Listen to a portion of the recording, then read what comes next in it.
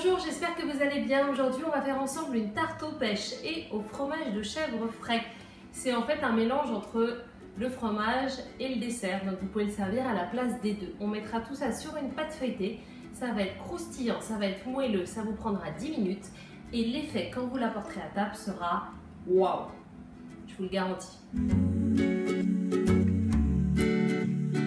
Alors pour cette recette, il va vous falloir 2 pêches jaunes, alors là je les ai lavées, 150 g de chèvre frais, un rouleau de pâte feuilletée pur beurre, c'est très important, un pinceau, une planche, un couteau et une plaque pour faire cuire notre tarte.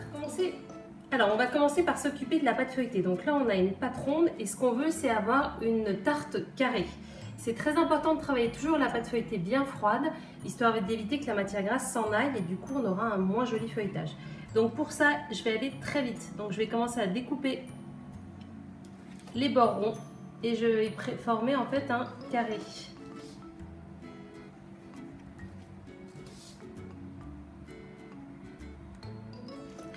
Jusque là vous avez vu, c'est très simple. Donc là j'ai mes petites languettes, je les décolle et je vais avec un pinceau mouiller uniquement les bords. Donc je mets pas trop d'eau, histoire de ne pas avoir un effet piscine. Voilà. Et après, je vais superposer mes languettes, mais dans l'autre sens. Et c'est pas compliqué. Hein. Par contre, c'est important de bien les mettre bord à bord. Alors aujourd'hui, il fait super chaud. Donc on n'est pas aidé. Voilà. Et celle-là, je l'ai fait un petit peu petite. Mais bon, c'est pas grave. C'est la magie du direct. Voilà. Et là maintenant, je vais chiqueter. Ça veut dire que je vais poser la partie non coupante de mon couteau ici et je vais appuyer avec mon index vers l'extérieur. Voilà. Je pose, j'appuie. Je pose, j'appuie. Je pose, j'appuie. Et ça va permettre en fait de bien souder les différentes couches de pâte feuilletée. Et voilà, et donc tout ça maintenant, je vais le glisser sur une plaque à pâtisserie et je vais mettre tout ça au congélateur pendant au moins 10 minutes, histoire que ma pâte elle soit bien froide. Pendant ce temps-là, je vais découper mes pêches. Alors, pour ça, moi j'ai une petite technique qui marche pas mal. Je vais prendre mon couteau et je vais faire le tour de la pêche.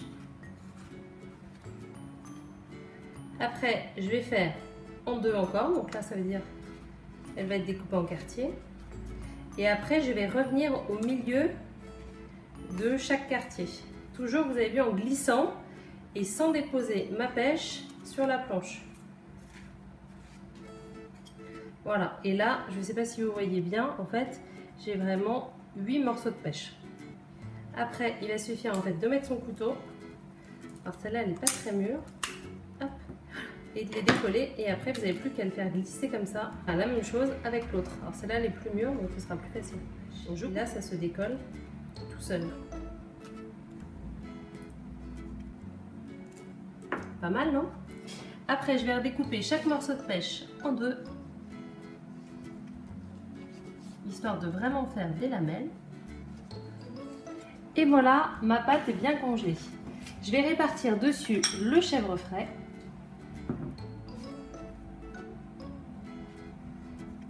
Maintenant, je rajoute les tranches de pêche.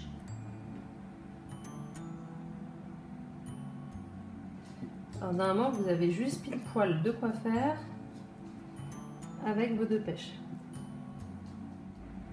Alors, ça sert à rien de mettre trop de pêche. Si vous en mettez trop, ça va avoir tendance en fait à ramollir la pâte. Donc, c'est pas non plus l'idéal. Alors, maintenant, je vais dorer uniquement les bords avec un mélange d'œufs battus et je l'applique avec mon pinceau, toujours en prenant soin de ne pas mettre trop de dorure parce qu'après ça va vous faire une omelette et l'omelette c'est pas le sujet du jour. Et là maintenant je l'enfourne dans un four préchauffé à 190 degrés et ça va cuire à peu près 20-30 minutes. Juste avant de servir, j'y ajoute un petit filet de miel.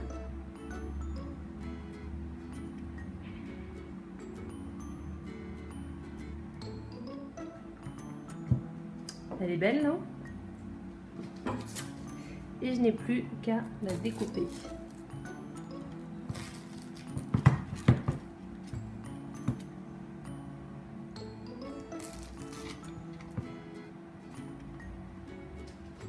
Alors vous voyez que je ne vous ai pas menti niveau temps de réalisation et résultat, on est quand même complètement optimal.